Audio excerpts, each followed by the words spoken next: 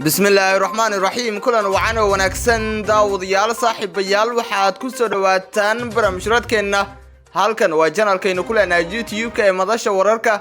qodobada ugu waaweyn ee aan daawadayaal saaxiibayaal idinku soo gudbi doonana barnaamijyadan idinku soo maqana waxa ka mid noqonaya Ekraan Tahliil Faarax cadaalad ay helaysaa madaxweynaha Jamhuuriyadda Federaalka Soomaaliya Mudane Xasan Sheekh Maxamuud ayaa u qalab aruursaday cadaalad raadinta qoyska Ekraan Tahliil Faarax warar dheeraad ayaan daawadayaal halkan ayaan idinku soo gudbi doonaa حسن شيخ محمود ayaa waxa uu amar culus siiyay saraakiisha ciidamada booliiska Soomaaliyeed oo kulan la yeeshay waxa uu ku amray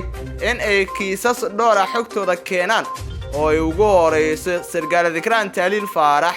حسن شيخ محمود waxa uu la kulmay saraakiisha ciidamada booliiska Soomaaliyeed oo ugu sareeyo taliyaha ciidamadaasi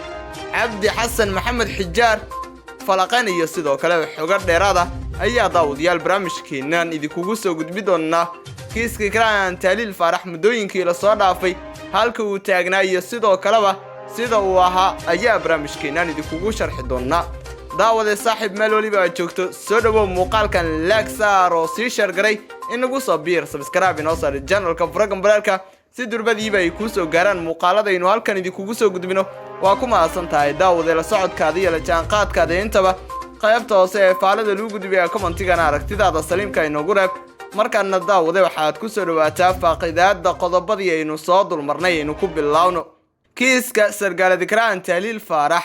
ayaa weli mid taagan oo biyo kama dhibcaan ah inuu cadaalad helo waxaana aad loo gorfeenayaa kiiskan yar iyo weyn kabiir iyo sagiir ayaa kiiska Ekraan Tahliil Faarax aad u rogrogaya waxaana Soomaalida yihiin kuwa ishooda ay ku fogan tahay kiiskan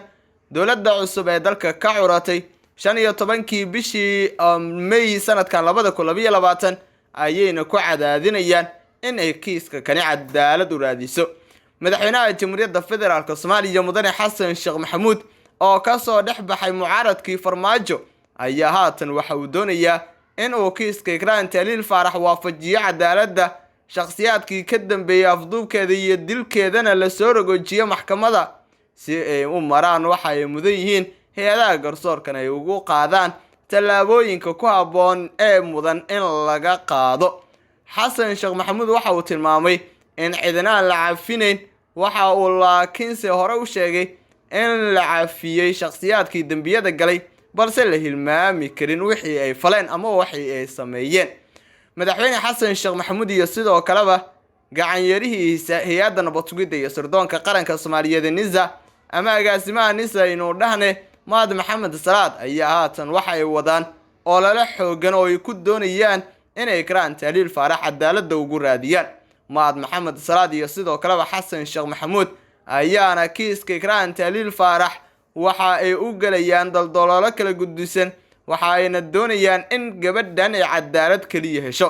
qoyskeeda oo ay ugu horeyso hooyo Qaali Maxamuud Gohaad ayay waxay doonayaan Xamza iyo Xasan iyo Mahadba inay ka farxiyaan Xasan Sheekh Maxamuud ayaa kiiska Ekraan Tahliil Faarax waxa uu iminka ka abaaray dhinaca booliiska waxa uuna booliiska Soomaaliyeed ka dalbaday in gabadha tani cadaalad loo raadiyo booliiskana maadaama ay ku shaqo leeyihiin ilaalinta shuruucda dalka iyo sidoo kaleba dhaqan gelinta looga baahan yahay inay keenaan xog ku saabsan kiiska Ekraan Tahliil Faarax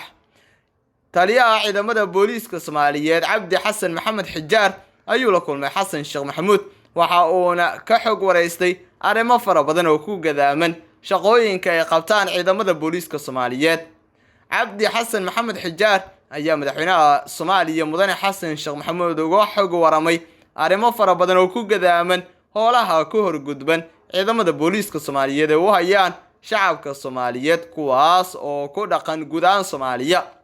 Xasan Sheekh Maxamuud iyo sidoo kale Xamza Cabdi Barre ku dhawaaqistoodii golaha wasiirada kadib waxa ay iminka u jihaysanayaan sidii ay uga farxin lahaayeen waalidiinta Soomaaliyeed ee murugsan kuwaas oo ay murugada ku eegteen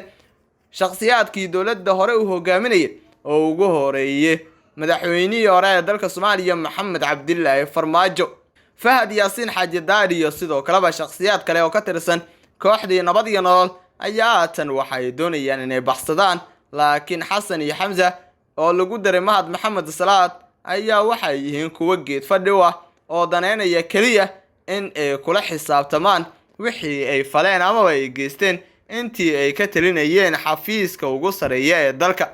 madaxweynihii hore ee dalka Soomaaliya Maxamed Cabdilaahi Farmaajo ayaa qudhiisa doonayay inuu baxsado, balse waxaa ka diidaya taas madaxweynaha Jamhuuriyadda Federaalka Soomaaliya Mudane Xasan Sheekh Maxamuud.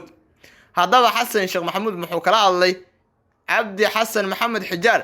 madaxweyne Xasan Sheekh Maxamuud ayaa booqday xarunta taliska booliiska Soomaaliyeed oo kulan gaar ah la qaatay taliska guud ee ciidanka booliiska Soomaaliyeed, talisyada hoggaanada, taliyayaasha ciidamada gaarka iyo taliska qaybta guud ee booliiska gobolka Banaadir.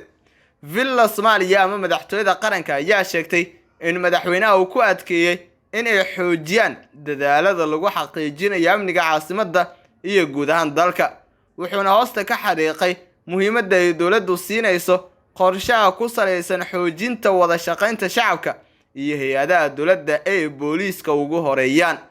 qoraal xafiiska madaxweynaha ka soo baxay ayaa lagu sheegay in dowladda ay ahmiyad gaar ah siinayso horumarinta shuruucda ciidamada dalka si loo helo sharciyo la jaan qaadi kara hababka casriga ee waqtigan u shaqeeyaan hay'adaha ammaanka ee caalamka.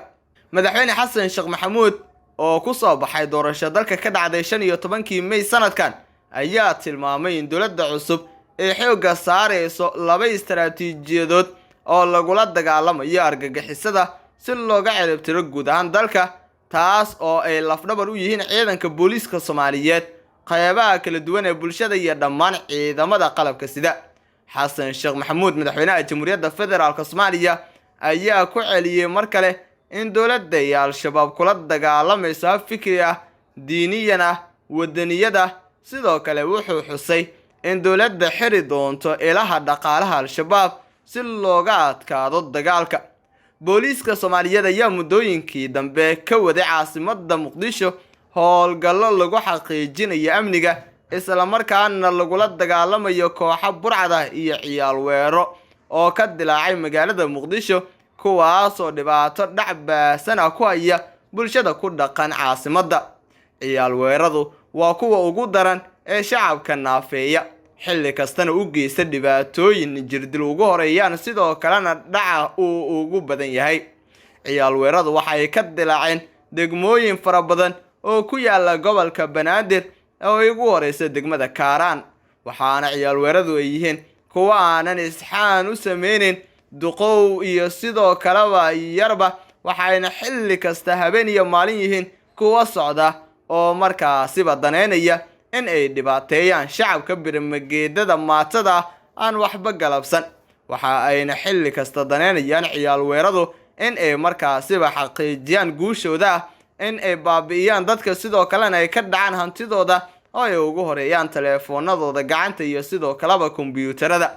shacabka Soomaaliyeed ee ku dhaqan caasimadda ayaa xilli kasta waxa ay la daaladhacayaan amni darro baasan oo kaga imaanaysa al-shabaab iyo sidoo kaleba ciyaal weero. dhibaatadu masalana xaaladda loo baahan yahay in lagu xakameeyo dhibaatadana waa mid markaasiba u baahan in laga fekero. dowladda cusub ayaana laga daneynaya ama laga doonaya in ay la timaado istaraatiijiyad dhab ah oo lagu wajahayo amni darrada baasan ee ka jirta gobolka Banaadir. si waliba oo ay noqoto, dowladda cusub waxaa ku horgudban arrimo fara badan oo ay ugu horeeyaan kiisas dhowr ah oo ay ka tageen dowladdii hore oo hogaaminaya Maxamed Cabdilaahi Farmaajo, kuwaas oo haatan ay tahay in lagula xisaabtamo nidaamkii dalka ka talinaya 5 sano ee la soo dhaafay, kuwaas oo geystay gobodfallo culus, awoodda dowladnimadana ku dulmiyay shakhsiyaad birmageeda ah, sidoo kalena aan waxba galabsan. Fahad Yaasiin Xaaji Daahir, agaasimihii hore ee hay'adda nabad sugidda iyo sirdoonka qaranka Soomaaliyeed NISA, ayaa waxaa dul hooganaya eedeymo culculus oo ugu horeeya kiiska Ikraan Tahliil Faarax, Yaasiin Cabdilaahi Maxamuud Yaasiin Fari, Cabdilaahi Aadan Kulane iyo Cabdiqani Dhiirane wadna qabad ayaa Fahad Yaasiin Xaaji Daahir ku welinaya kiiska dilka ah ee Ikraan Tahliil Faarax lagula kacay 2021. Ikraan muddo hal sano ayay maqan tahay, waxaase la eegayaa sida Xamza Xasan iyo sidoo kaleba Mahad kiiska kani cadaalad ugu raadiyaan. wixii warar oo daawadayaal ku soo kordha barnaamijyadeena xiga ayaan idinkugu soo gudbi doonaa. daawade saaxiib meel waliba aad joogto muuqaalkan like saar siina share garay inagu soo biir subscribe inoo saar channelka furaga malaalka si durbadiiba ay kuu soo gaaraan muuqaaladaynu halkan idinkugu soo gudbino. waa ku mahadsan tahay daawade la socodkaada iyo la jaanqaadkaada intaba. qaybta hoose ee faalada lagu gudbiya commentigan aragtidaada saliimka inoogu reeb. tan iyo barnaamijkan kiisa kale intaynu dib isugu kulmi doono nabadgelyo.